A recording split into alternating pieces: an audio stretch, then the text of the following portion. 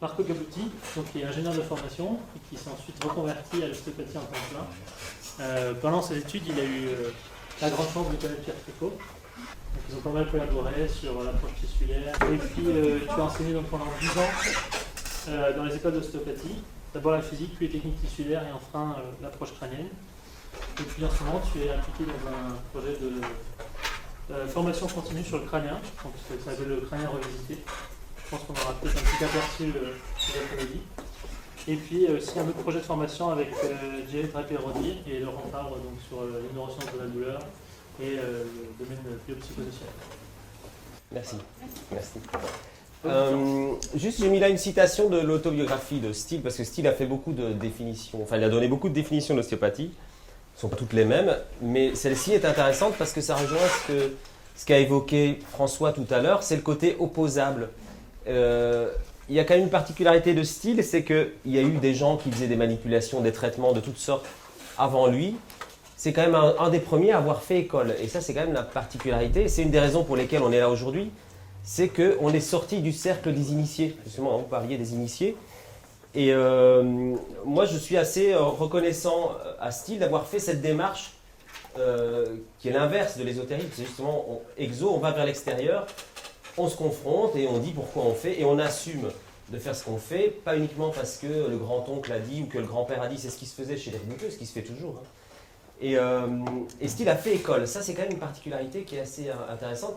On pourrait analyser, mais ce n'est pas le but de l'exposé là, que Sutherland a réintroduit ces petits groupes d'initiés qu'on retrouve encore maintenant. Hein, et je trouve ça pas très... je trouve que c'est pas la même démarche. Et donc moi, pour ça que j'ai mis plutôt, même si on va faire du crânien, plutôt une citation de Steele.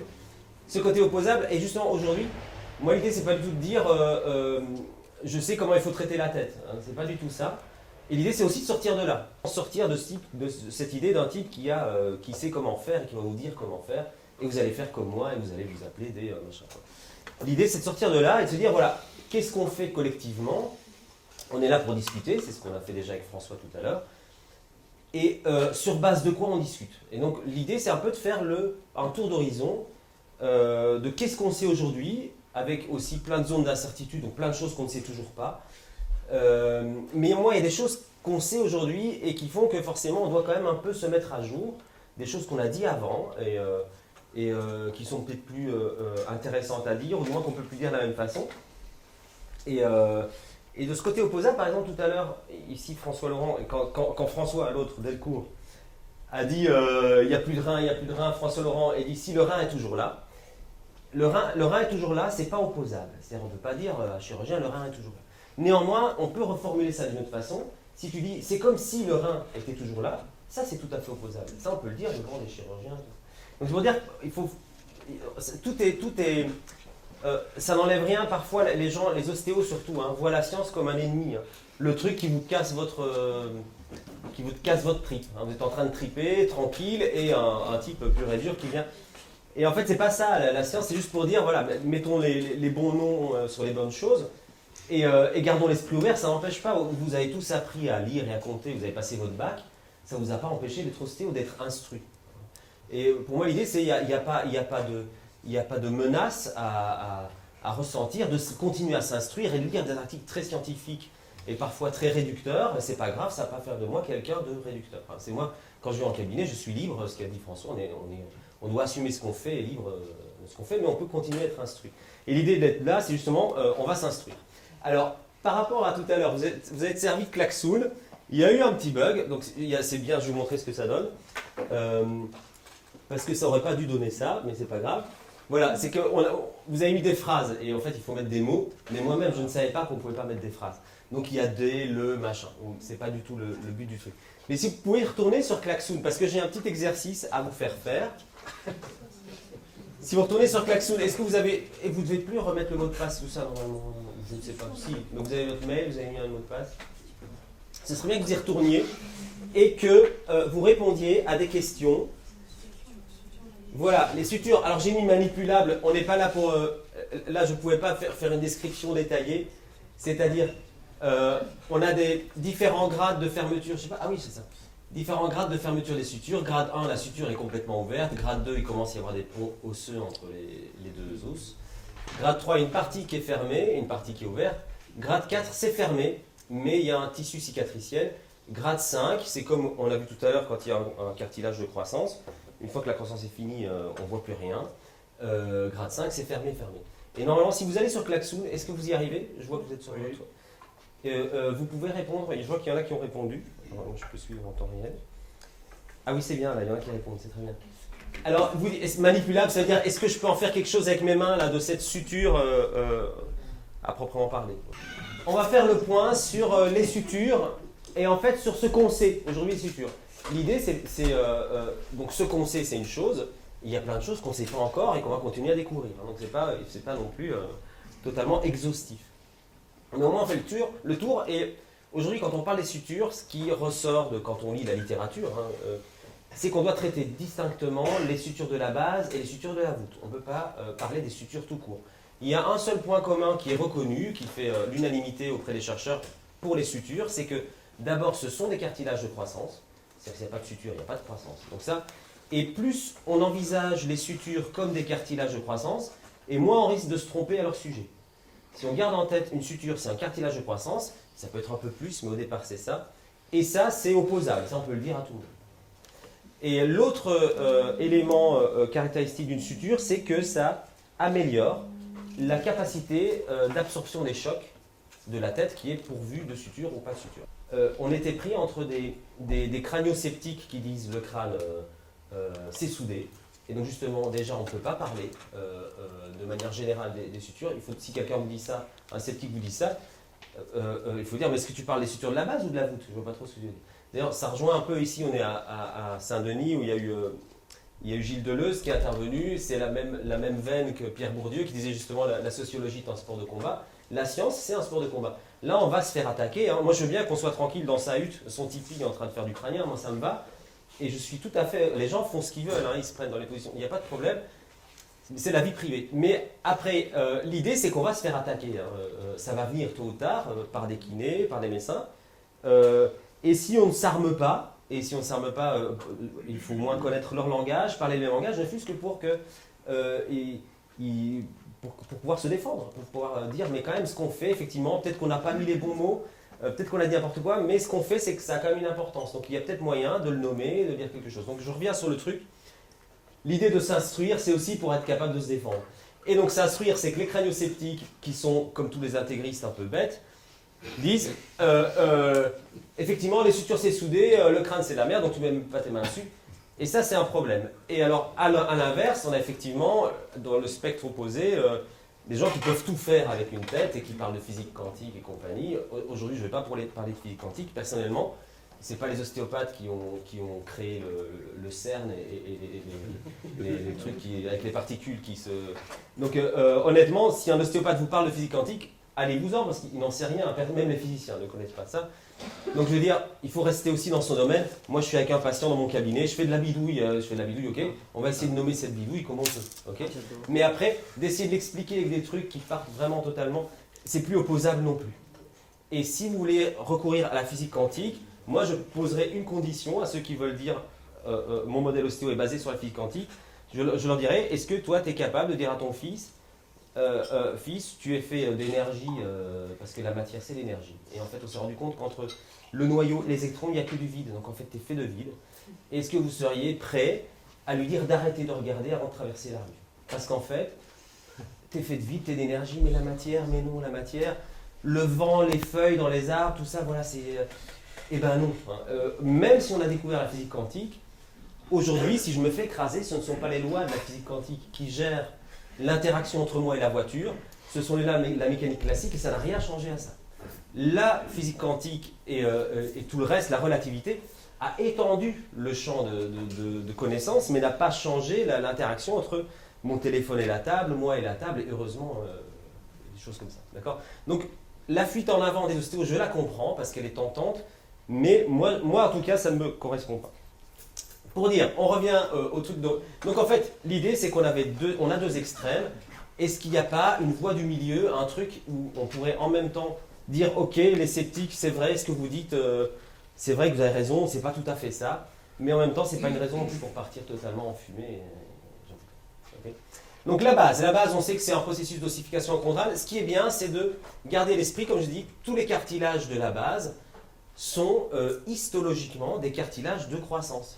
Les os de la base, vous avez tous vu qu'il y a les tissus osseux, il y a le tissu compact, le tissu spongieux, enfin l'os compact, l'os spongieux. On n'a pas un tissu os crânien.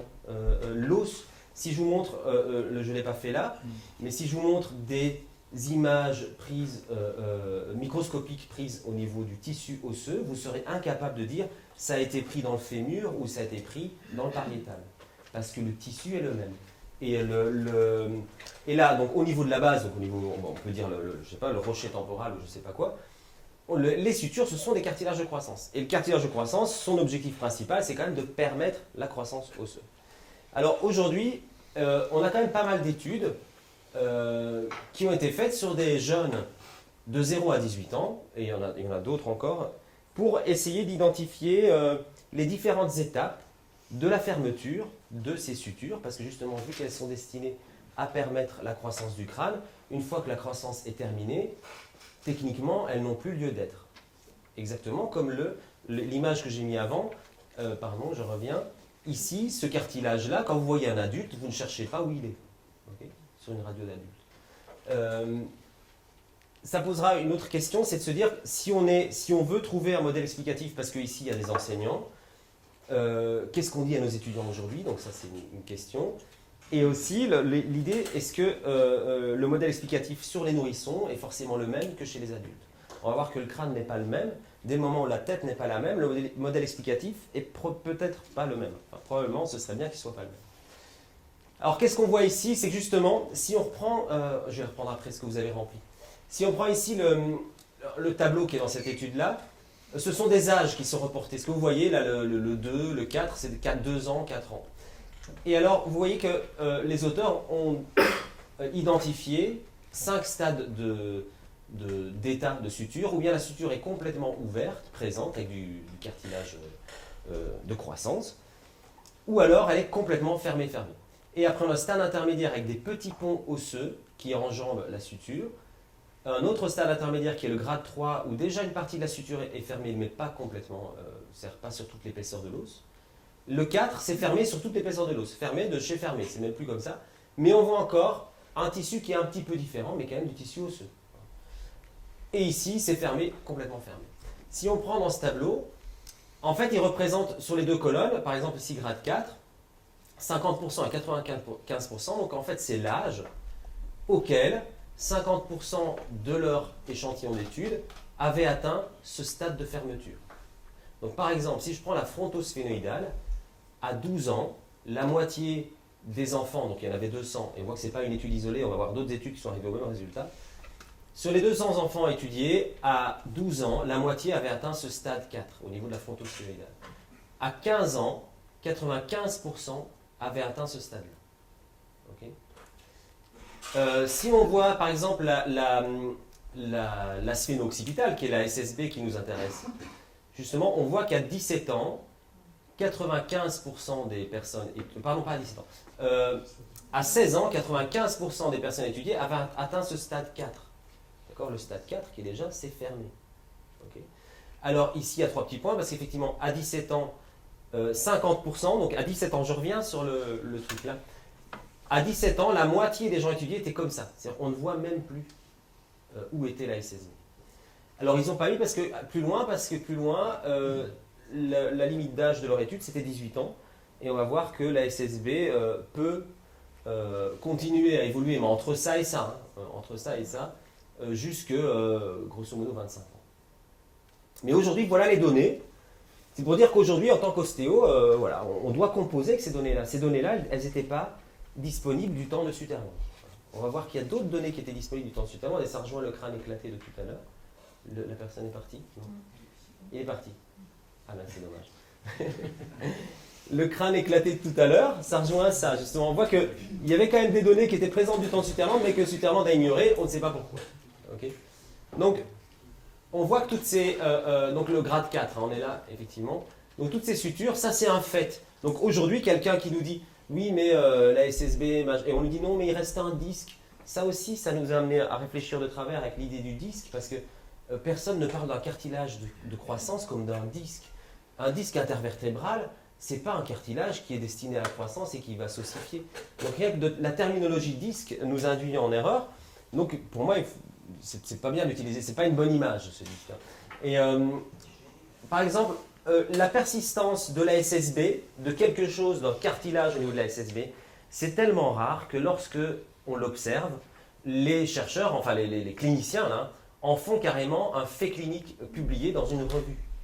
Pour dire que c'est rare, et là il se trouve en plus, je ne vais pas faire de psychologie de comptoir, mais s'il s'agit d'une personne schizophrène qui a essayé de se foutre en l'air en mettant un truc, un objet contondant, je ne sais plus quoi, dans la tête. Du coup, on lui a fait, je ne sais plus si c'est une IRM ou un scanner, et ils ont vu une variante anatomique rare, fusion incomplète de la synchrondrose phénoxypitale, et ça a été publié, ce truc, parce que c'est extrêmement rare. On a vu tout à l'heure que 95% des ados de 16 ans sont déjà arrivés au grade 4. Et à 17 ans, la moitié sont arrivés au grade 5. Grade 5, il n'y a plus de SSB. On voit que ça, c'est justement, c'est pas tiens, une étude qui a fait ça, qui est isolée, ça a été répété, ça a été corroboré par d'autres études. Et ici, ils disent qu'effectivement, la fusion de la SSB est déjà bien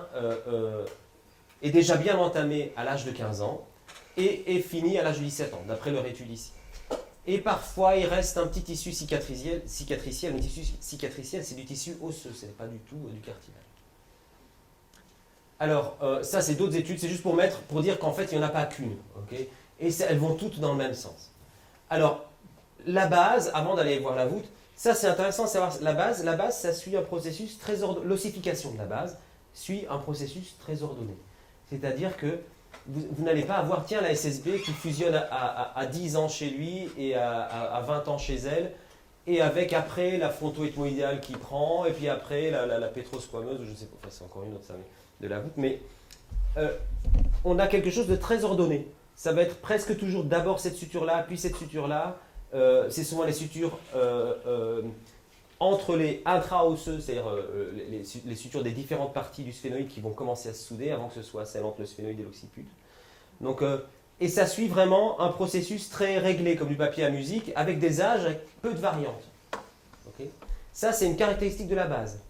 Et ce qui fait qu'on a quelque chose d'assez fiable, et notamment, j'ai montré tout à l'heure les études, pour ceux qui veulent aller plus loin, toutes ces questions de fermeture de suture sont traitées, publiées dans les revues de médecine légale. Parce qu'en médecine légale, ils essayent de voir si on peut déterminer l'âge d'un cadavre quand on trouve des ossements. Donc on trouve un cadavre de quelqu'un qui peut très bien avoir été assassiné, ou je ne sais pas, ou quelqu'un même qui est mort il y a très très longtemps, et de voir à quel âge il est mort.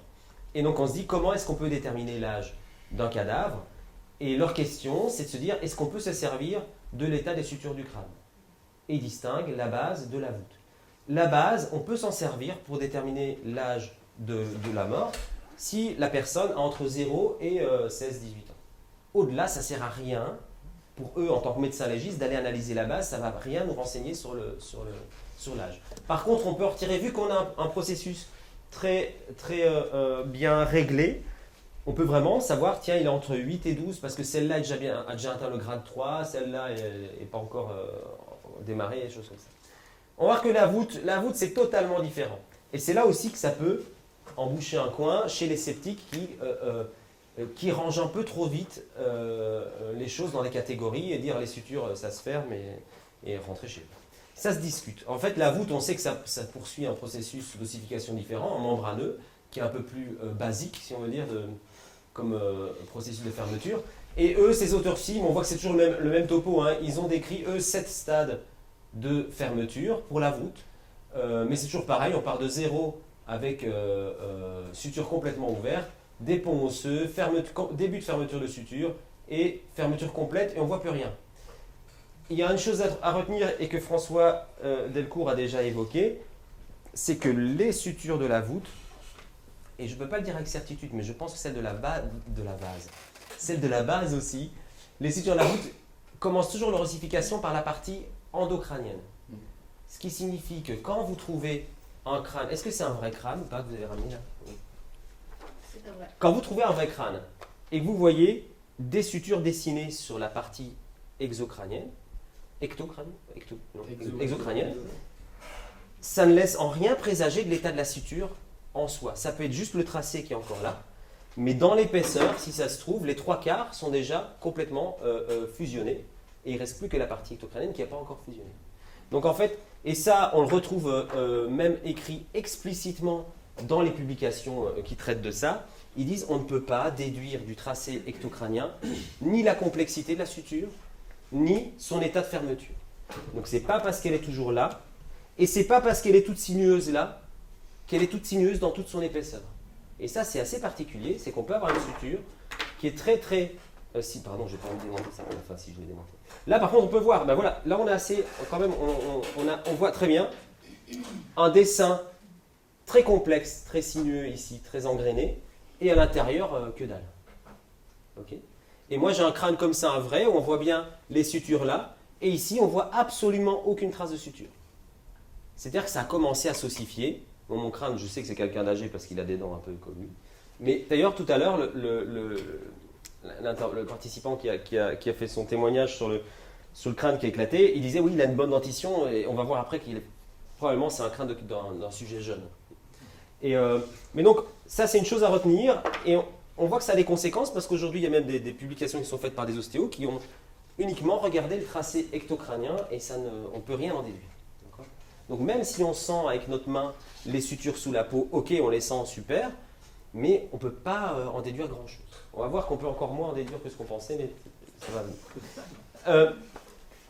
Il se trouve qu'au niveau de la voûte, par exemple, là on a les sutures coronales. Coronale à gauche, left, c'est elle, coronal left, coronal right, sagittale, landoïde, et ils ont analysé comme ça dans l'épaisseur les sutures à différents endroits d'un tas de sujets. Et ça c'est du micro-scanner, ou du scanner tout court. Oui, tomographie c'est scanner tout court. Et là on a les âges, je ne sais pas si je vais agrandir. Je vais agrandir par exemple sur la crânienne, voilà. La crânienne, n'importe quoi. La coronale à gauche, la une. Ici, c'est l'âge du sujet le plus jeune qui avait encore, je ne vais pas dire de bêtises, oui, qui avait encore j'ai un trou, je suis désolé, ça va passer. Là, c'est l'âge, maximum. Ici, là, par exemple, 52,49 parce que c'est une moyenne. Non, c'est pas une moyenne, c'est que l'âge, voilà, 0, et puis vous arrivez à 1 an. Et si vous divisez cette année-là en 10, vous avez 0,1, 0,2. Ok, c'est un détail. Là, la suture coronale, ça c'est l'âge du plus âgé qui était au stade 0 de fermeture. Voilà, j'ai retrouvé ce que je voulais dire. Et en fait, on voit que quelqu'un qui a 52 ans et qui n'a toujours pas démarré la fermeture de sa suture coronale à cet endroit-là, c'est pas rare du tout. Ça, c'est pas un fait clinique. C'est pas quelque chose qui publie, tiens, persistance de la suture coronale chez un machin. Ça, c'est hyper fréquent. Ok ? Et par contre, on voit que ici, il y a des gens qui ont 42 ans et qui ont déjà atteint le stade 6, c'est-à-dire qu'on ne voit même plus, vous ne savez plus où est donc c'est la coronale, vous ne savez plus où est le frontal et où est le pariétal. Ok ? Et donc on voit ici par exemple que alors que ce patient-là, vous pouvez avoir un patient qui a 42 ans qui vient dans votre cabinet, sa suture coronale, elle n'existe plus. Et vous pouvez avoir le patient suivant qui a 10 ans de plus, et qui lui, sa suture, non seulement elle existe encore, mais elle n'a jamais commencé à se fermer. Ok ? Oui. Ça correspond à quoi, 99,99 ? Ça doit être leur plus... Il est où ? Là, ça doit être leur plus vieux patient, je pense, je ne sais pas. Le patient, c'est pas un patient. C'est des âges, tout ça c'est des âges. Ils ont pris des gens âgés. On voit que parfois, là, dans l'étude dont je parlais sur les ostéos, ils ont pris des gens qui avaient 103 ans. Ça, ce sont des âges. Alors, il se trouve que donc, cette variabilité, on voit que la voûte, c'est pas du tout pareil. C'est-à-dire, la voûte, ça ne suit pas du tout. On a une très grande variabilité interindividuelle. C'est-à-dire que les gens vont pas du tout suivre le même processus d'ossification, de soudure des sutures de la voûte, et qu'il n'est pas rare de trouver des sutures encore complètement ouvertes chez des gens de 50 ans. Alors on va voir que quand on lit un peu plus en détail les études là, plus on avance, plus c'est rare. Mais 50 ans, suture complètement ouverte, ça existe encore, et c'est pas du tout étonnant, c'est pas un truc de foire. Et ça peut arriver à 60, à 70, Par contre, à 80, 90, c'est presque sûr que tout est aussi fini. Ok. Et donc ça, c'est intéressant de savoir, c'est que, là je reprends parce que c'est le même genre d'étude, on va voir les photos sur lesquelles vous avez réfléchi tout à l'heure. Ça. Je reprends. Je vais essayer de faire... C'est un peu nouveau ce truc de klaxon, hein, donc j'essaye de voir si ça marche mon histoire. Ça ne fonctionne pas le dernier. Le dernier marche pas? Ok. On va voir les résultats. Ah mais elle est non. Alors ici par exemple, voilà. Le grade 1, là il y en a quand même pas mal qui pensent qu'effectivement on peut quand même faire quelque chose avec nos mains. Et il y en a qui disent peut-être ok. Le grade 2, on pense que c'est toujours bon avec les ponts osseux, ok. Normalement l'image est là. Hein. Tac, voilà, super. Voilà. Ça, les gens pensent que c'est... Enfin, les gens, vous, hein. Là, fermeture partielle, oui, ok. Pourquoi pas? Et on voit que c'est divisé, là, on commence à... Peut-être il y a beaucoup d'incertitudes, là. Pourtant, j'ai dit que c'était anonyme, hein, il n'y a pas de honte à dire.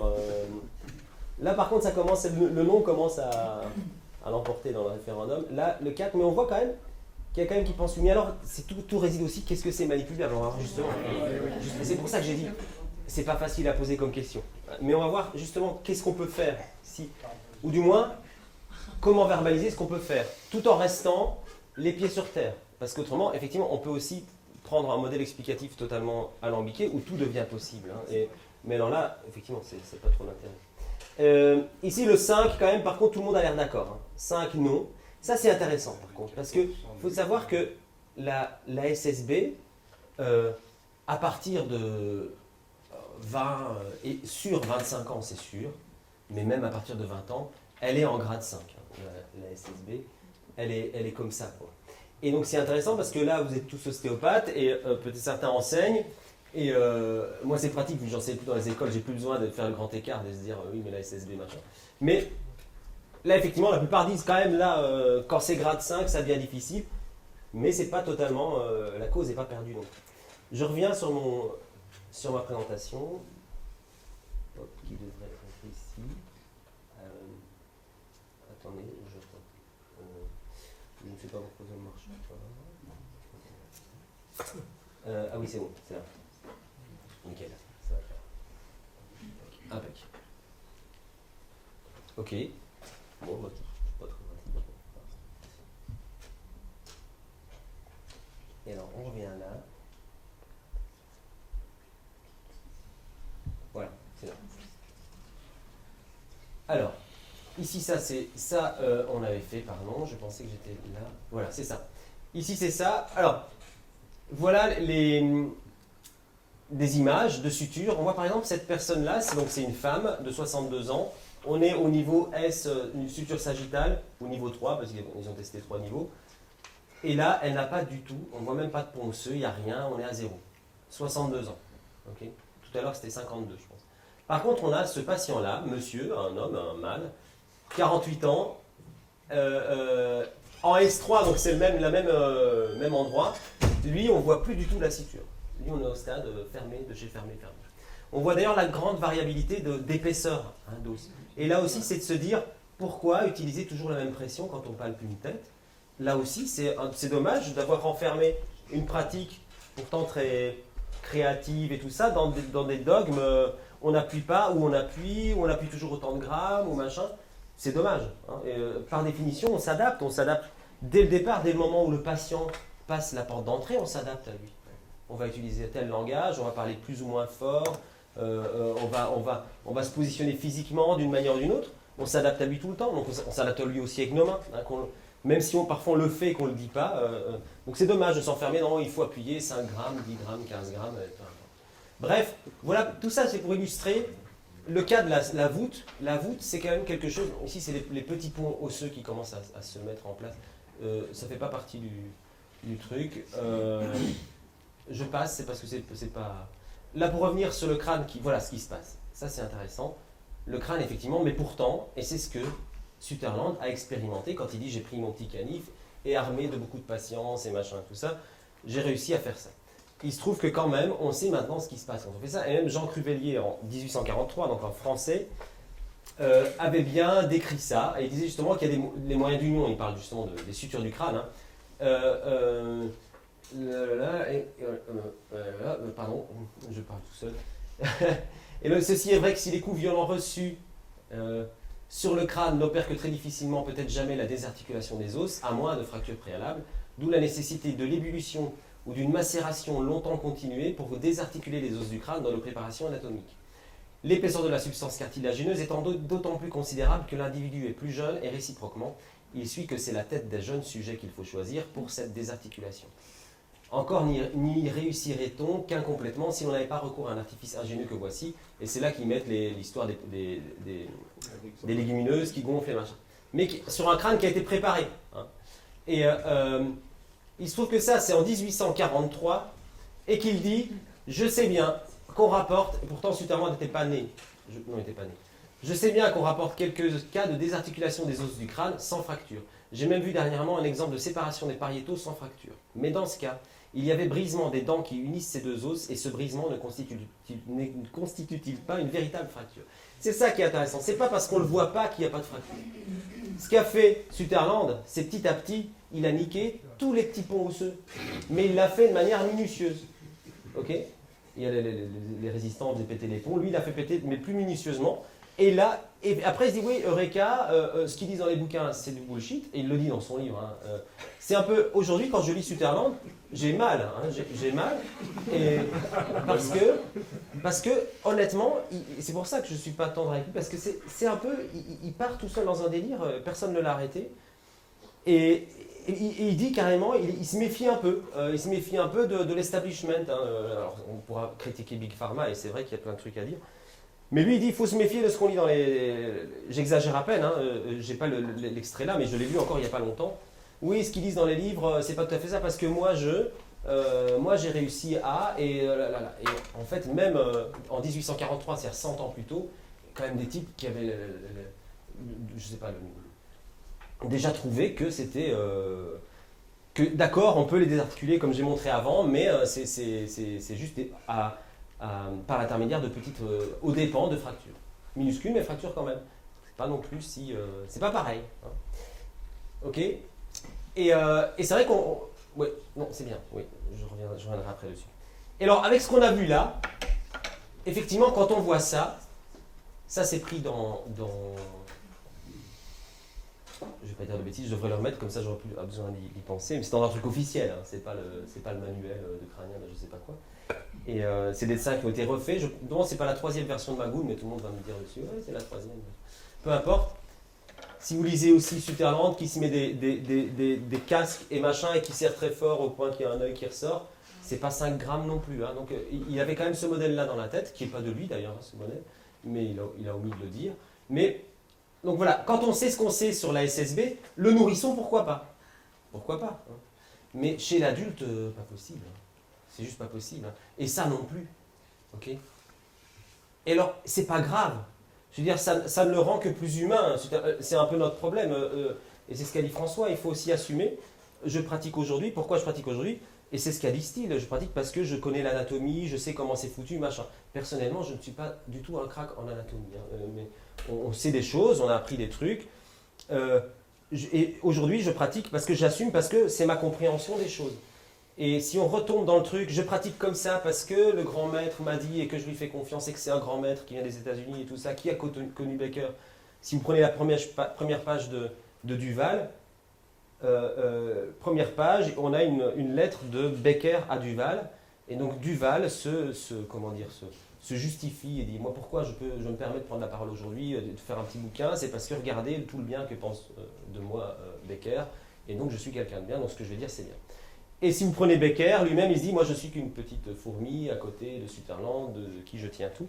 Et on n'est pas sorti avec ça. C'est-à-dire que, pourquoi tu fais ça? Ben parce que Becker. Et moi je l'ai encore vu il n'y a pas longtemps, de prof de crânien. Oui, t'imagines, même Becker, parfois, il devait revoir les gens 10 fois. Ok, mais je veux dire, c'est des humains comme nous, hein, faut pas croire. Donc il faut un peu... Mais par contre, c'est bien, parce que si on est là aujourd'hui, c'est grâce à eux. Donc c'est pour ça. Hein. Le côté des critiques, c'est pas non plus... le tirer dessus à boulet rouge, mais de dire ils ont fait un travail, c'est grâce à eux qu'on est là, on a enseigné des trucs, et néanmoins, chaque ostéopathe a rendu service, des services vraiment utiles à leur communauté, en disant probablement des bêtises, c'est pas grave, ils ont rendu service aux bébés, aux patients, ils ont fait plein de choses bien, hein, d'accord ? Ça c'est très bien. L'idée, pour moi, c'est plutôt une idée d'enseignement, c'est-à-dire que, est-ce qu'aujourd'hui, on doit continuer à s'enseigner ça ? Est-ce qu'on doit continuer à recourir à ça pour justifier ce qu'on fait ? L'idée d'enterrer ce modèle-là, c'est de dire, bah, ok, mais maintenant qu'on l'a enterré, bah, on va bien devoir être obligé à chercher autre chose. L'idée, c'est moi je pars du principe que les gens qui se mettent à la tête des patients, quelle que soit leur pratique, et ça j'insiste bien, on est vraiment libre de faire ce qu'on veut, qu'ils fassent du biodynamique, du fluidique, qu'ils fassent des trucs d'éthiopathe sur la tête et tout ça, peu importe, je suis quand même persuadé que ça fait beaucoup plus de bien que de mal. Donc en fait, ils rendent quand même service à leur communauté, ils rendent service à leur prochain. Ce qui est quand même la base d'un thérapeute, de mon point de vue. Donc ils leur rendent service, c'est très bien. Donc là-dessus, avec nos mains, ne changeons rien. C'est ce que je voudrais dire. Ne changeons rien, mais interrogeons-nous sur la meilleure manière de l'expliquer.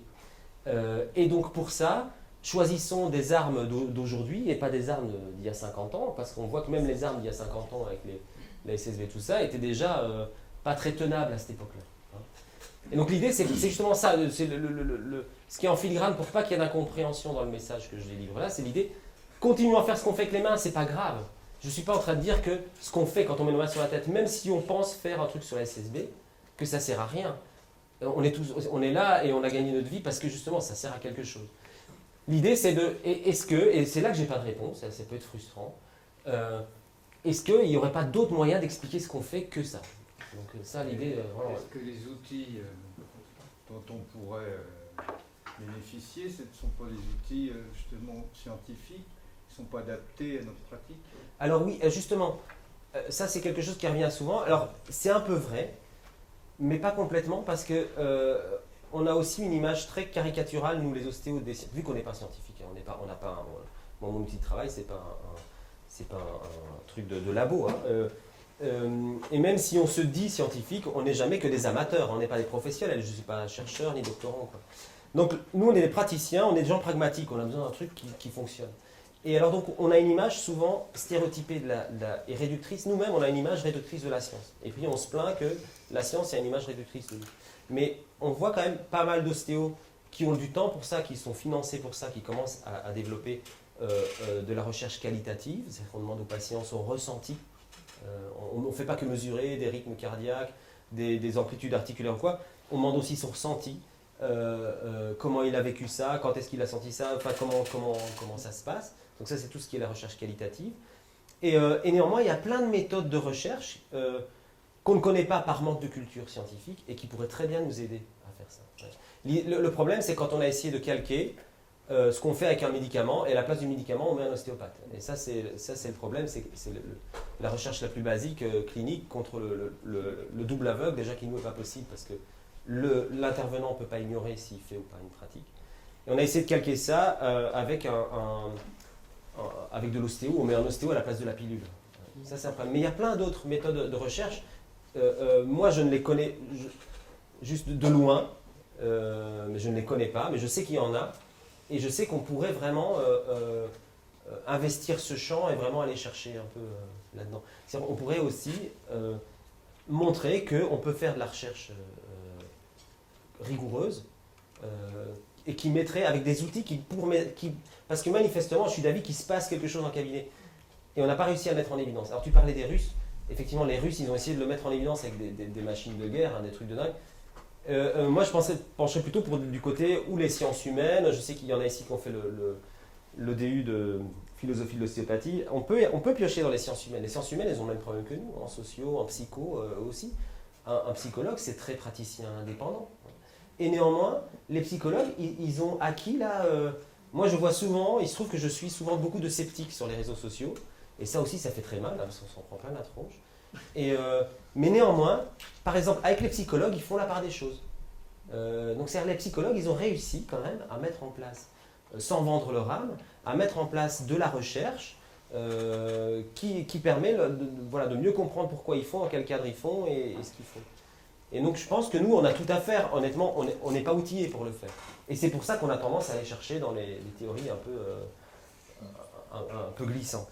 La bonne nouvelle, c'est que, c'est pour ça que j'ai mis ça, c'est que par exemple là, ils ont fait un essai sur un tibia. Là, c'est le tibia de quelqu'un, le genou et le pied ici. Et ils ont mis là 20 kilos qui pendent au tibia. C'est qu'aujourd'hui, on sait que tous les tissus se déforment. C'est-à-dire les os se déforment. Et ils ont fait aussi des tests, in vivo. Alors ça, c'est ça qui est bien. Des tests in vivo chez des militaires israéliens. Et ils les font sauter, ils les font courir à zigzag, ils les font marcher. Aujourd'hui, il y a beaucoup d'argent pour la recherche sur le tissu osseux, pour la prévention de l'ostéoporose et la déminéralisation osseuse en général, parce que c'est un enjeu de santé publique, parce que ça coûte très cher avec les fractures, et on essaye de prévenir. Je pense qu'aussi derrière, il y a Big Pharma qui essaie de trouver la molécule qui pourrait vendre à toute la Terre pour prévenir l'ostéoporose, mais bon, néanmoins, ça ne marche pas, les molécules.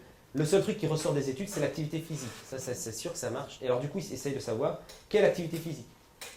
Et ce qu'ils savent, c'est qu'aujourd'hui, l'activité physique, pourquoi? Parce que ça déforme l'os de manière rythmique et régulière. Et tout ça. Et que la déformation de l'os est ostéogénique et nécessaire. Notamment chez les enfants, ça rejoint chez les nourrissons, donc le modèle explicatif aussi. Un nourrisson qui tète, donc tout ce qui est succion, déglutition et mastication après. Si on se met au niveau de la suture sagittale, pendant qu'il tète, ça n'arrête pas de faire comme ça. Ça resserre la suture et ça l'écarte, ça resserre, ça l'écarte. Quand il mâche, vous, ce midi, ou même tout à l'heure, vous avez mastiqué. Ah, pas confondre avec vous m'avez, non. Vous avez mastiqué. Et là, votre crâne s'est déformé. Il s'est déformé bien plus qu'avec le LCR qui est produit ou pas produit ou que sais-je. D'accord ? Et votre crâne, il se déforme, il continue à se déformer quand vous mangez. Il se déforme, même quelqu'un qui a 80 ans et qui a toutes les sutures au grade 6, c'est-à-dire que les sutures n'existent plus. S'il tombe, il glisse, il tombe en arrière, sa tête va taper le sol et sa tête va se déformer pour dissiper. Il n'y a pas que sa tête, c'est tout son corps qui va dissiper l'énergie du choc, mais notamment par la déformation du crâne. Son crâne va se déformer. Donc en fait, on sait aujourd'hui que, c'est pour ça que le devenir des sutures, ok, c'est intéressant, mais le fait que les sutures, on ne puisse plus bâtir notre modèle explicatif dessus, ça ne tue pas du tout l'idée d'expliquer une intervention sur la tête. Même une intervention mécanique, parce que je parle d'intervention mécanique. Ça laisse la piste ouverte. Il y a peut-être plusieurs manières d'expliquer ce qu'on fait. Et il y a peut-être, certainement, quand on fait quelque chose, il y a probablement plusieurs actions qui se superposent. Il y a notre action du cabinet qui est sympa, du fait qu'on est bien ce jour-là, de la musique qui plaît ou qui ne plaît pas, de la main qui est chaude, pas chaude, et tous ces effets-là, des explications qu'on a données, plus l'action mécanique, et tout ça conjugué qui donne quelque chose.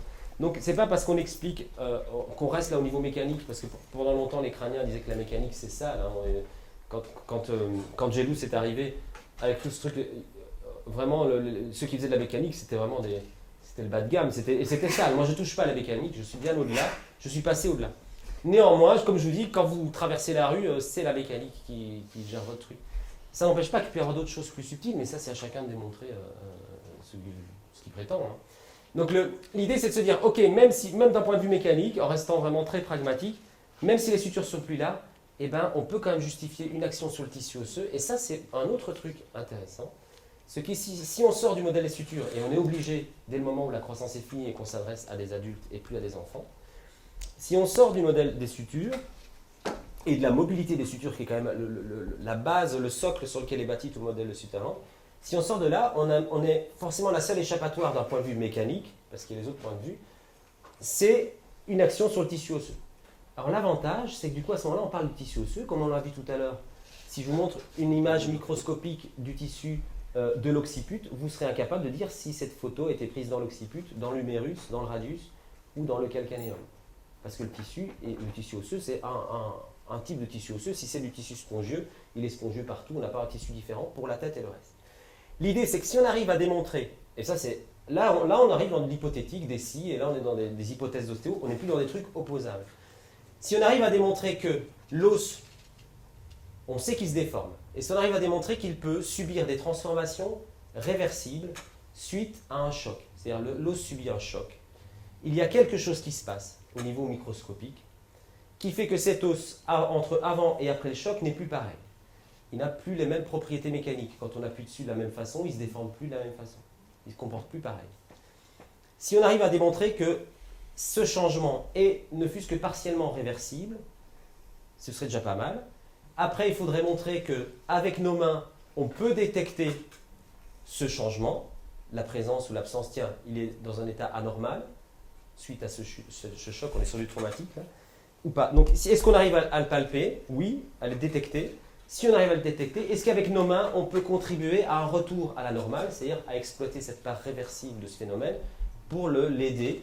Et là, on rejoint, c'est là qu'on est dans la mécanique, et pourtant on rejoint ces théories plus subtiles, l'aider, l'accompagner à revenir. C'est pas nous qui reprenons l'eau, c'est qui remettons.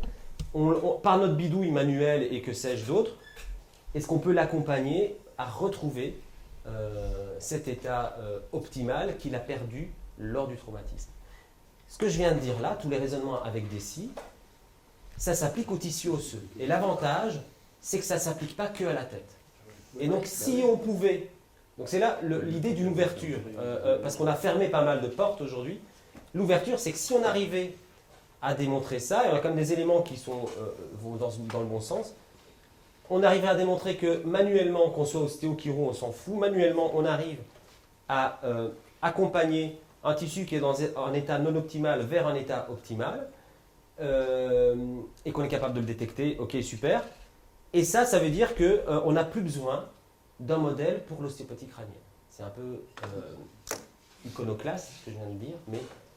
Et pour moi, on rétablirait un peu l'unité du corps. Parce que quelque part, et c'est pour ça que je ne fais pas une fixette sur Sutherland, même si peut-être que j'en fais une sans m'en rendre compte, mais on a Sutherland qui dit l'ostéopathie, c'est l'unité du corps, l'esprit, la matière, le mouvement, le corps est un et machin. Et puis il y a Sutherland qui arrive, et sans faire exprès, à la suite de Sutherland, on a commencé à dire, bon, ce que vous avez vu ce matin, c'était structurel machin, là on est en crânien, dès que vous passez là, c'est plus pareil. En fait, on a décapité le bonhomme, on lui a dit ici, là, tout ce qui est au-dessus de là, c'est des règles bien particulières, et tout ce qui est là, bon, c'est vrai que c'est autre chose. Machin. Et en fait, sans le vouloir, hein, de manière non consciente, on a introduit une dualité, on a dit, il y a deux lois différentes, il y a pour le crânien, et puis pour... Alors après, en allant plus loin, certains ont dit, finalement, ce qu'on fait sur le crâne, on peut le faire ailleurs, et puis on a étendu ce modèle-là, on a refait un nouveau modèle. Okay. Mais l'idée de, si je reviens à ça, si on arrive à montrer avec tous ces cycles, je ne vais pas répéter, là, sur le tissu osseux, et le tissu osseux, qu'il soit au niveau de la tête, au niveau du tibia suite à un choc par un cheval ou je ne sais pas quoi, ou un footballeur ou je ne sais pas quoi, et si on arrive à montrer qu'on sait faire ça, on sait le faire, on peut le justifier au niveau de la tête. Et on n'a plus besoin d'avoir un modèle crânien spécifique. Et on a un modèle pour traiter le tissu osseux et remettre, en fait, on resitue la tête, et on parlera de tête et pas de crâne, même si là j'ai parlé du tissu osseux parce qu'il y a tout le reste autour, mais on n'a pas le temps d'aller dedans. On peut vraiment réintégrer la tête dans le schéma et revenir sur quelque chose d'unifié et ranger, et quand même rendre hommage, parce qu'on s'est beaucoup pris la tête avec le crânien, rendre hommage parce que ça a quand même apporté beaucoup de choses, et ça n'empêche qu'on pourra quand même, ça n'empêche pas, c'est pour ça qu'il faut rester ouvert, c'est pas facile d'avoir les deux discours, ça n'empêche pas, même si on arrive à faire ça, de continuer à chercher sur des modèles spécifiques du crâne. Hein. Je veux dire, c'est pour ça, là, je dis, on est vraiment dans une université post-68 Armes, hein, Saint-Denis et Vincennes, c'était vraiment les gars, Gilles Deleuze, les types fumaient en cours, et il y avait des fous qui venaient et qui posaient des questions. Donc on est vraiment dans un lieu comme ça. Et on pourrait gérer nos fous, notre propre folie à nous, chez Ostéo.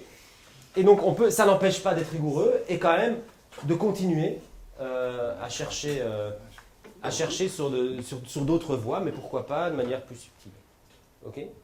Je regarde juste l'heure, parce que je n'ai pas fini, mais je ne veux pas vous retenir. Alors, j'ai un dernier petit truc à faire. Là, ça n'a rien à voir. Oui, ça, typiquement, le patient, ce qui lui arrive, c'est plutôt ça. Et quand il lui arrive ça, il faudrait qu'on m'explique pourquoi, quand il lui arrive ça, on va voir sa SSB. C'est pas sa SSB qui a eu un problème. D'abord, c'est le patient. C'est-à-dire, cette personne, les conséquences vont être différentes. Si c'est le gars qui joue au foot et qui voit le ballon arriver parce que c'est un coup franc et il se le prend dans la tronche, ok ? Ou si c'est une institutrice dans une école maternelle qui est justement en train de s'embrouiller avec son mari depuis 2-3 mois et que ça part en sucette et qui est très préoccupée, qui est dans ses pensées et qui se prend un ballon dans la cour. Pourtant, c'est le même ballon, c'est le même choc, on ne va pas du tout avoir les mêmes conséquences. Donc c'est pour ça qu'on ne peut pas se réduire non plus au niveau mécanique. Mais néanmoins, dans un cas comme dans l'autre, pourquoi le patient il ne se dit pas « tiens, je sens que ma SSB a déconné ». Ce qui s'est passé, c'est qu'il y a quelque chose qui est arrivé là. Et donc, on revient à la justesse, mais je pense que c'est le monsieur qui est parti, qui parlait si on n'est pas juste. Oui, On vient à la justesse. La justesse de ce cas-là, c'est pas une justesse de malaire, enfin de zygomatique, de temporal. C'est la justesse de ce qui lui est arrivé là, le ballon. Le ballon, il s'en fout de l'anatomie. Le ballon, il est allé à cheval sur tout ça. On pourrait presque appeler ça tout ça. Et la prise correcte, ça revient à ce que dit François, c'est ça. Et quand après, et c'est pour ça quand on dit aux étudiants, mais non, mais là, il faut aller sur la fronto-malaire, parce que machin, je pense qu'on les met dans un raisonnement qui est en cul-de-sac. Alors, j'ai un tout petit truc que je voulais vous montrer par rapport à ça. Donc, je pense... pardon, parce que... Je pense être quand même arrivé à exprimer ce que je voulais exprimer. Et juste, je cherche un... Pardon. Ah oui, c'est ça, là, pardon. Là, tac. Et alors... Parce que par rapport à ça, sur le tissu osseux, ce qui est intéressant, c'est de savoir que... On va mettre en parallèle ce qu'on a dit là juste avant avec une espèce d'incohérence chez les ostéopathes quand on a dit, parce qu'en même temps on enseignait oui la SSB, et en même temps il dit monsieur comment je dois appuyer sur le crâne, oula surtout pas t'appuies comme ça, en fait beaucoup moins fort que même quand on fait du viscéral. Et là il y a une forme d'incohérence. Il y a des gens qui ont mesuré je vais en vitesse parce que c'est pas le but, c'est à la fin que c'est le but. Des gens qui ont mesuré la pression qu'on met quand on palpe un crâne, la frontomalaire justement, ils ont mesuré les pressions. On est sur des pressions de 0,5 newton par centimètre carré, ce qui équivaut plus ou moins à 50 grammes. 1 centimètre carré, c'est un peu la surface de la pulpe dans le doigt. Okay. On met environ 50 grammes. Vous avez certainement une balance chez vous. Si vous faites autre chose dans la vie que simplement l'ostéo, vous faites un peu de cuisine par exemple. C'est très bien d'ailleurs d'avoir une vie assez complète. Et vous faites des gâteaux. Et vous avez une balance avec de précision, essayez de voir ce que c'est 50 grammes. Okay, vous allez avoir des bonnes surprises. Bref, voilà. 50 grammes, ok. On a vu ici, c'est des chiros. Là, ce sont des chiros qui ont mesuré comment on met quand on veut manipuler une cervicale. Avant de la manipuler, ils testent avec le bord latéral de la l'interphalangienne proximale. Et ils ont mis un capteur là sur le patient pour savoir combien ils appuyaient. Et ils appuient grosso modo à 2 kg, pardon. On est déjà, quand le gars, il est juste en train de diagnostiquer les rotations cervicales, 1 kg, mais je pense que les ostéos qui feront du structurel feraient pareil, on est à 2 kg par centimètre carré. Okay. Alors, si on continue, bon, ça, c'est chez les cochons miniatures, on a les... C'est parce que les cochons miniatures, c'est comme on a parlé des mouches à vinaigre, des souris. Il y a des animaux de laboratoire qui sont... c'est des animaux de laboratoire. Donc, les mini-cochons, il y a pas mal d'études in vivo qui sont faites sur les déformations du crâne, mesurées in vivo. Et donc, en fait, on anesthésie un cochon, on lui met des trucs sur l'os, des petits capteurs qui vont mesurer la déformation. Et on les met à cheval des sutures et sur un os. Et c'est là qu'on sait que les os se déforment, même sans suture. Et après, on réveille le cochon et on le fait bouffer et on enregistre les activités des capteurs. Et on se rend compte, si on les glisse, il y a une chercheuse qui a pensé, oui, mais à chaque fois, on prend des mesures sur l'écart, enfin, la déformation en traction de l'os, hein, ou en compression. Mais en fait, on n'a jamais... Donc ça, c'est l'action des muscles quand ils tirent, voilà, ils tirent sur l'os. On n'a jamais pris en compte le fait que quand on contracte le masséter, ou le temporal, notamment le temporal ici, il appuie aussi sur les grandes ailes. Et donc, elle a glissé, parce que c'est Suzanne Herring qui a fait ça, elle a fait beaucoup de recherches là-dedans. Elle glisse un capteur de pression, comme un manomètre, sous le muscle temporal du cochon. Et après, elle le réveille et déjà elle mesure une pression. C'est-à-dire que c'est la pression qu'on appelle intramusculaire. Quand vous coupez une aponévrose, le muscle sort parce qu'il y a une pression intramusculaire. Et on se rend compte que cette pression, c'est 50 grammes par centimètre carré. C'est-à-dire que quand vous mettez vos doigts sur la grande aile, mais ce n'est pas la grande aile parce qu'il y a quand même un muscle devant, mais vu que dans les représentations de Sutherland, on ne voit jamais les muscles, on voit toujours des crânes secs, vous mettez, si vous n'appuyez pas plus que 50 grammes, vous ne vainquez, je ne sais pas si ça se dit, vainquez. Vous ne vainquez même pas la pression, vous n'écrasez même pas le muscle au repos. Okay. Enfin, nous, enfin, collectivement. Quoi, hein. Ou alors, on entre dans un autre modèle, hein, mais ce n'est pas un modèle mécanique. Et alors, ici, voilà, là, ils ont mesuré les efforts, les pressions exercées par les muscles lorsqu'ils se contractent, lorsque le cochon mange, qui est un mini cochon. Il y a quand même des études qui montrent que leur appareil masticateur est tout à fait analogue au nôtre, donc les résultats sont tout à fait transposables dans les ordres de grandeur. Quand vous avez mangé tout à l'heure, vos muscles temporaux ont appuyé sur vos grandes ailes avec des forces de l'ordre de, pas précisément, de l'ordre de 500 grammes. Donc déjà 10 fois plus de ce qu'a fait l'ostéo hier quand il vous a secoué. Okay. La pression artérielle, on sait que c'est ça, c'est grosso modo 10 grammes par centimètre carré. Okay. Et la pression non, c'est la diastolique, pardon. La pression diastolique, donc la plus faible, c'est 110 grammes par centimètre carré. Okay. La diastolique, c'est la moins forte. Hein, okay. 110 grammes par centimètre carré. Alors, si on revient sur nos trucs, on est à 50 grammes. Je vais assez vite. Hein. La pression intramusculaire, j'en ai parlé. Hop. Si on revient là, voilà. Et ça va faire le lien avec ce qu'on a vu tout à l'heure. Voilà où on est. Nous, on est sur une échelle. Hein, là, c'est une échelle d'ordonnée avec des valeurs de force, mais j'ai eu des grammes parce que c'est plus parlant. Là, nous, on est ici. Là. Grosso modo, vous retenez, on est vraiment là. Je ne peux pas faire de trait, mais on est là. Okay. La pression diastolique, là, elle est là. Quand on mange, on est déjà à 10 fois plus que ce que le praticien vous a mis. Okay. Après, quand on palpe la colonne cervicale pour repérer, alors je ne mets pas de nom, mais pour repérer des trucs qui ne marchent pas ou qui marchent, on est en contact avec les os, on est déjà à 2000, on est à 2 kg. D'accord ? Donc on est quand même à 40 fois plus que 40 mains d'ostéo superposées. Et après, le seuil de douleur, donc là c'est moi avec oh, je ne sais plus comment ça s'appelle, mais c'est le même principe qu'un ergomètre. En fait c'est un truc qui appuie, c'est l'inverse d'une balance, enfin, c'est comme une balance, tu la mets à l'envers, tu appuies, et ça mesure la force. Et là c'est mon fils qui sert de cobaye, et donc je lui demande, tu me dis quand ça commence à faire mal.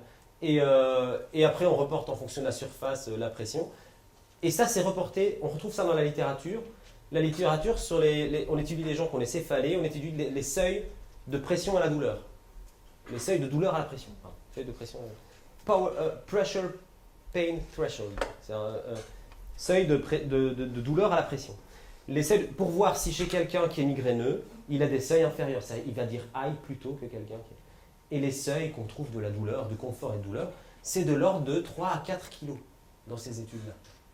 Pour dire qu'en fait, voilà ce que je voulais dire. C'est que nous, en tant qu'ostéo, et avec les Russes ont exploré ce qui va de 0 à 50 grammes. On est entre 0 et 5.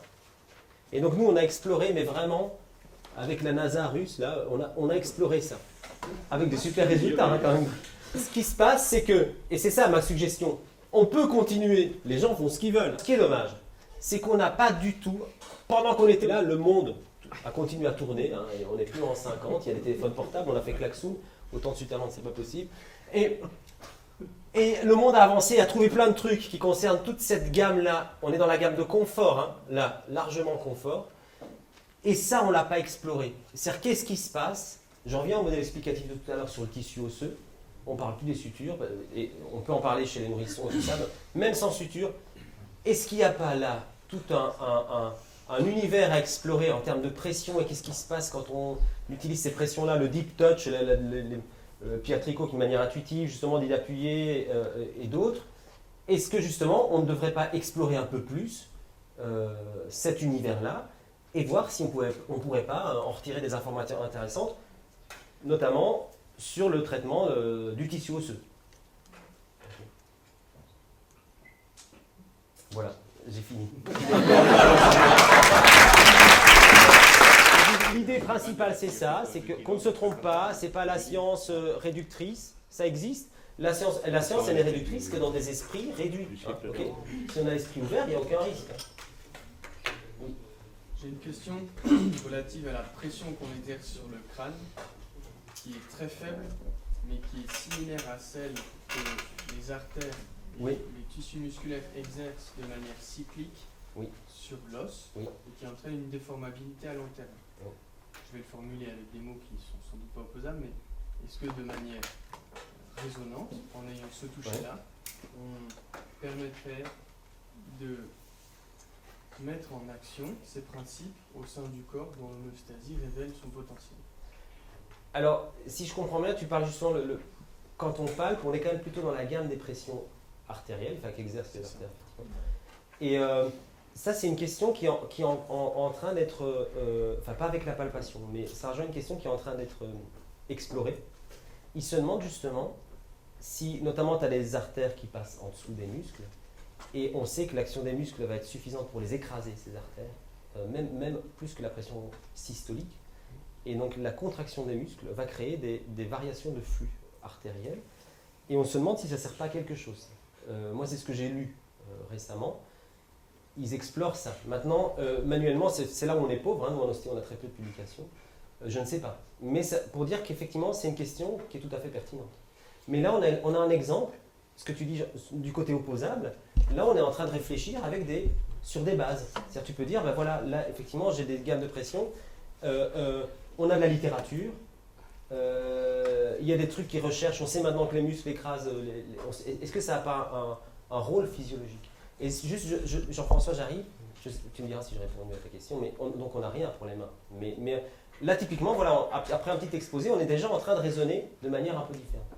Et ce que j'ai oublié de dire, oui, chez les enfants, quand l'enfant suce et déglutit, et qui fait la succion, déglutition, mastication plus tard, ce mouvement alternatif, il est indispensable à la croissance osseuse. C'est-à-dire que ça a été démontré. S'il ne se fait pas, si on n'a pas la suture qui est déformée en traction et en compression, et alternativement et régulièrement, la croissance osseuse n'a pas lieu. Et ça, c'est un gros problème. Et là, ça aussi, ça peut rentrer dans des modes explicatifs d'ostéo. C'est-à-dire qu'on n'est pas en train de remodeler un crâne ou quoi, on est peut-être tout simplement en train de rétablir. Alors là, c'est interprétation purement personnelle. C'est possible que pour une raison ou une autre, cette suture-là se retrouve à présenter un comportement mécanique non optimal. C'est-à-dire qu'elle est devenue anormalement peu déformable.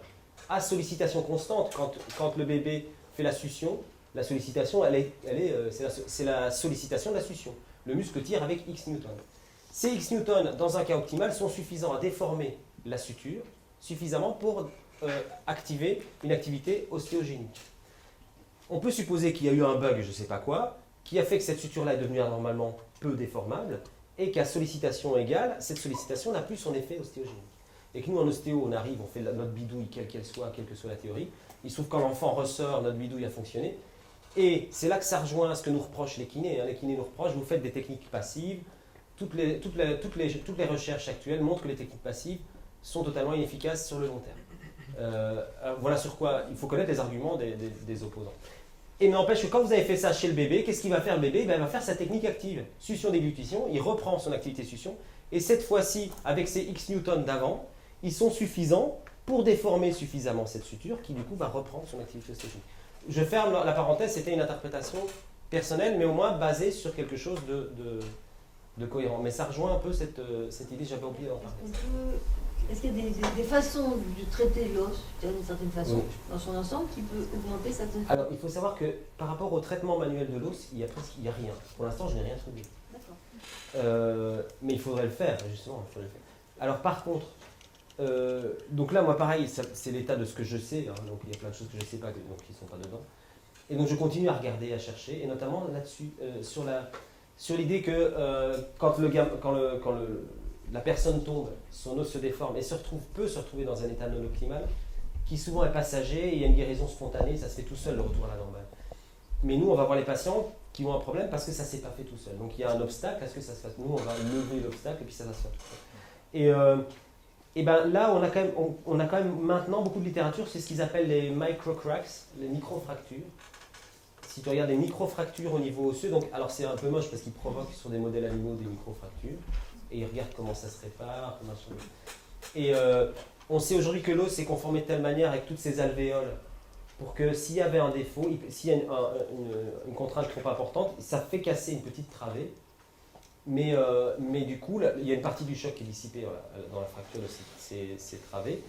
Et qu'en même temps, ça ne crée pas un point faible parce que c'est tout alvéolé. Alors que par exemple, dans les bâtiments qui sont homogènes, comme là les murs, si on voit une fêlure, un crack justement, tout le monde s'excite, il faut absolument dans la façade réparer ce truc. Parce que c'est un point faible et après, ça va être une zone où les contraintes vont se concentrer et tout va commencer à se répartir, se propager. Alors l'os, sa conformation alvéolaire lui permet justement que s'il y a un crack, eh ben, le truc casse, ok, mais après tu as un trou et ça ne crée pas de point faible. C'est pas un os homogène, c'est pas un tissu homogène. Et donc, par rapport à ce que tu dis sur le toucher et le rapport au toucher avec ça, on n'a rien.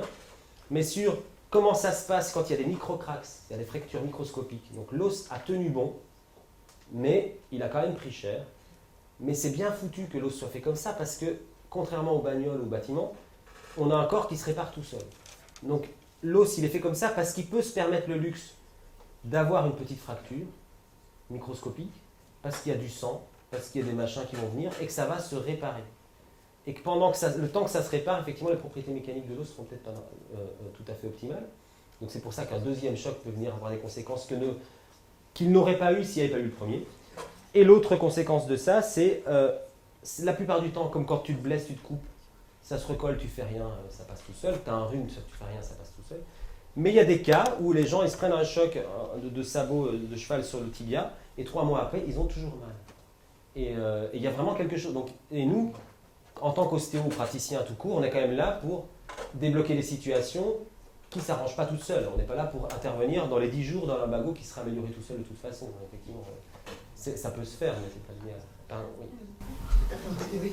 Et du coup, l'idée d'une mémoire de retour dont Gaberto nous parle sur le conjonctif, toi, ça te paraît envisageable? Ah oui, mais je n'appellerais pas ça comme... Le terme mémoire, pour moi, est gênant.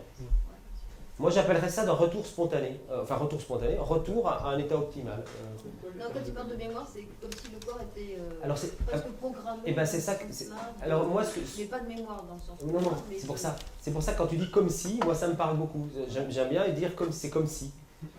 Mais quand on prend le raccourci, le terme mémoire, je suis d'accord avec toi, il est trop connoté parce que ça devient mémoire cellulaire. Je travaille sur la mémoire cellulaire. Mais j'entends bien. Non. Mais il y a bien ça, l'idée de retour. Mais ça ne nécessite pas une mémoire. C'est-à-dire que c'est très trivial, hein, mais si tu tires un ressort et que tu le relâches, il y retourne sans... On peut expliquer le retour à la normale sans recourir à la notion de mémoire. Oui, c'est comme ça que Gaberto l'emploie. Voilà, c'est ça. Ok, mais j'entends bien, mais c'est juste pour préciser. Oui. Oui, moi tout ça, ça me fait vraiment réfléchir. Donc là, on a parlé des sutures de l'os, mais au final, quand on regarde l'endocrâne, il est absolument pas lisse. On a parlé des sutures qui étaient lisses. Mais enfin, dans un modèle là qu'on aurait à recréer, réinventer, moi je le vois avec toutes les forces de tension, et notamment toutes les forces de tension des membranes. Oui.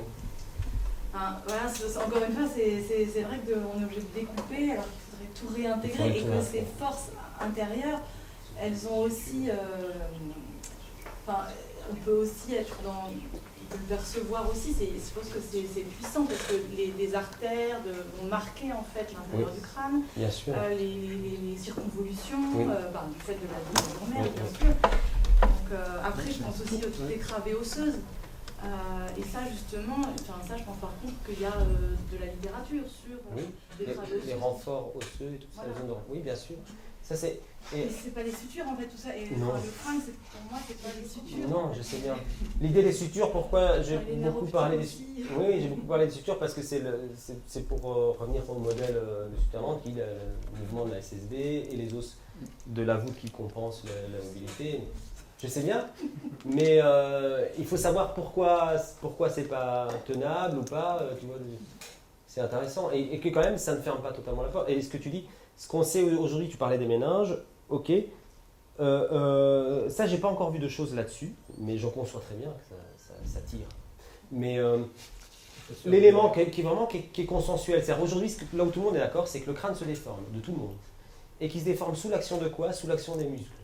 C'est con, hein, et c'est moche, parce que c'est pas très vendeur, et de ce point de vue-là, c'est ça que j'aime bien, de ce point de vue-là, la tête a un statut qui n'est pas particulier, elle a le même statut que le tibia, le fémur, comme tu dis, les artères, machin, et ça réintègre aussi, pour moi c'est ça qui est important, réintégrer la tête dans notre modèle explicatif général et l'unité du corps.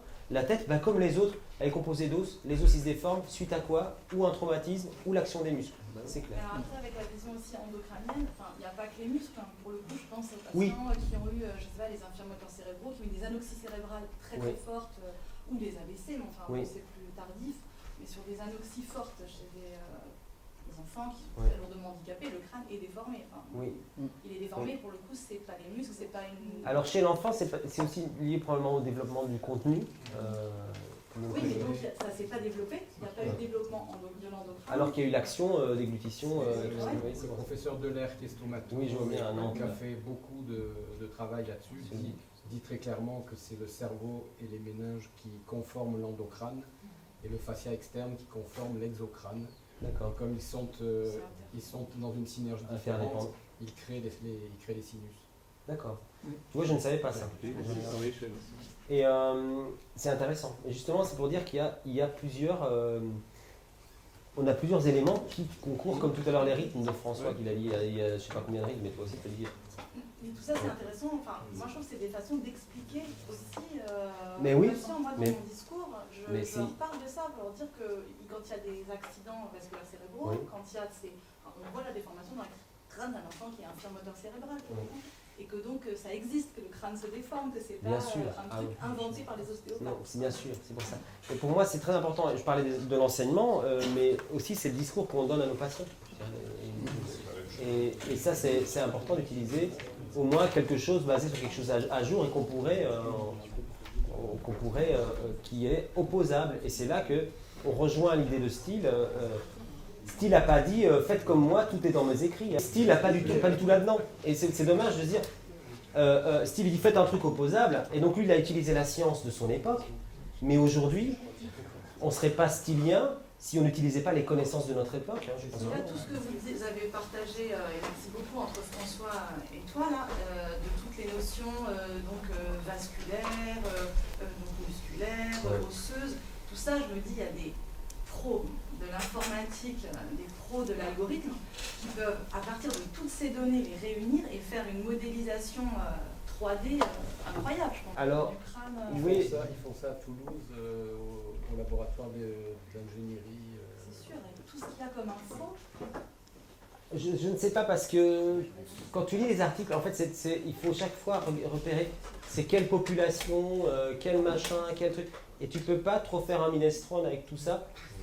Il faut non mais j'entends bien. Les algorithmes justement ils permettent de faire une moyenne. J'aimerais bien. Alors c'est ce qui se passe dans. Alors non, c'est ce qu'on fait avec les. Peut-être avec la. Jusqu'à présent, l'intelligence artificielle n'a pas encore été utilisée beaucoup, mis à part Siri. Dis-moi quelle heure il fera ce matin. Mais et peut-être qu'à l'avenir, des machines vont pouvoir faire des synthèses que nous on peut pas faire. Parce que nous, ça prend du temps. Et pendant le temps où tu lis les articles, tu ne traites pas de patients. Et donc tu ne gagnes pas ta vie non plus, donc à un moment il faut retourner bosser, ainsi de suite. Donc il y a des contraintes que la machine qui est dans une cave et qui tourne n'a pas. Alors, mais effectivement, c'est faire une synthèse de la littérature, et il y a aussi, je pense que ça rejoint ce que Chantal disait, il faudrait aussi tester, notamment le côté manuel, on n'a pas, et notamment d'explorer cette gamme-là qui n'a pas du tout existé. Qu'est-ce qui se passe quand on fait ça, quoi. Est-ce qu'on peut aider voilà. Donc, c'est pour dire que là, la science, elle ne ferme pas, elle ouvre. Je pense qu'on a tous testé déjà, Oui. sans forcément s'en rendre compte. Oui. Moi, mes études, on m'a jamais parlé de ce programme de pression. Bah, tant mieux. Jamais. Bah, Tant mieux. mais c'est des choses, moi, c'est juste le truc qui me dérange un petit peu. Oui.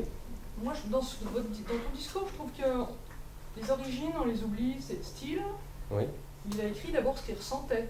Et après, il a essayé de trouver des explications avec les études, la science de l'époque. Oui. Maintenant, on a des explications supplémentaires qui nous permettent, enfin, des sciences Oui. développées qui nous permettent d'expliquer d'autres choses. Et ce qu'on n'arrive pas à expliquer, ça viendra peut-être que dans 50 ans, mais Oui. ça ne veut pas dire qu'il faut l'oublier. Oui, c'est ça, bien sûr. Oui, c'est pour ça que je vois pas en quoi ça, en quoi ça a pu te heurter, parce que. Tu vois, la SSB, si un jour il y en a un qui a un appareil. Ah non. Ben non, justement, c'est ça. Là par contre. C'était pas forcément la SSB qu'ils ont senti, mais ils ont Ah, senti ok. quelque chose. Ok, Ils ont je suis senti d'accord. quelque chose. Ah, mais là, oui, Quelque là. chose qui se passait. Mais ce que je voulais dire, par rapport à la SSB, il y a peu de choses qu'on sait. Mais les choses qu'on sait, il faut quand même en prendre acte. La SSB, à 25 ans, elle ne peut plus bouger. Non. Ou alors elle va se déformer, mais il faut taper mais super fort que le gars il serait peut-être mort avant qu'elle se déforme. Et donc ça, par contre ça, il faut en prendre acte. Et ça, on le sait. Et ça, il n'y a pas dans 200 ans qu'on va dire, ça, on le sait, on sait. Mais après, par contre, que le gars qui sentait ce qu'il pensait être... C'est pour ça que je dis qu'il ne faut pas changer notre pratique. il faut chercher à l'expliquer. Et peut-être qu'on pourra l'expliquer. C'est plus souterrain qu'elle écrit ce côté palpatoire. Mais style, en fait, pour dire qu'en fait, on s'en fout un peu. C'est vrai, on peut appeler ça de la bidouille. C'est-à-dire que chacun a son... Tu sens ce que tu sens et tu travailles avec ce que tu sens. Tu ne peux pas faire autrement. Et bien, travaille avec ce que tu sens et puis essaie de l'expliquer. Renseigne-toi sur comment l'expliquer. Et on sent ce qu'on sent et point barre. Ça reste une expérience subjective. Et le patient, il sent ce qu'il sent et c'est une expérience subjective. Et personne, ça se voit même pas à la radio ce qu'il sent. Le premier truc qu'on ne sent pas, qu'on ne voit pas, c'est la douleur. Et pourtant, elle existe. Et tu me fais confiance que la douleur existe parce que tu l'as déjà senti, je l'ai senti. Voilà. Mais on peut faire 10 000 imageries et on ne la voit pas. Et donc, ce que tu as senti, tu as travaillé avec ce que tu as senti parce que tu ne peux pas faire autrement. Donc, à un moment, il faut bien être dans la certitude et puis tu travailles avec. Et le patient a senti ce qu'il a senti et ainsi de suite. Ça restera la magie. Mais là, je pense plutôt dans les sciences sociales, on pourrait trouver des cadres explicatifs intéressants. Dans ce cadre-là, je pense que c'est important de savoir que le patient peut sentir autre chose que ce que le thérapeute a senti. Ah ben oui. Moi ce que j'aime bien, c'est de garder ce qui me gênait chez les anciens. Voilà, ce qui me gênait chez les anciens, c'est quand ils disaient « j'ai senti ça, donc il y a ça ». Et moi, je trouve qu'il faut une articulation supplémentaire. J'ai senti ça, alors ça c'est indéniable, mais ça ne veut pas dire que ce que j'ai senti, c'est ce qui s'est produit. Tout à fait. Tu vois ? Et j'ai senti ça, ça c'est vrai, c'est absolument vrai. Mais ce que j'ai senti, c'est pas ce qui s'est passé. Il s'est passé quelque chose de général, et moi j'en ai ressenti quelque chose. Mais après de réinterpréter de patient, vous aviez votre truc et ça, et j'en ai fait ça, c'est une narrative, c'est une histoire. Il faut que j'aille prendre mon...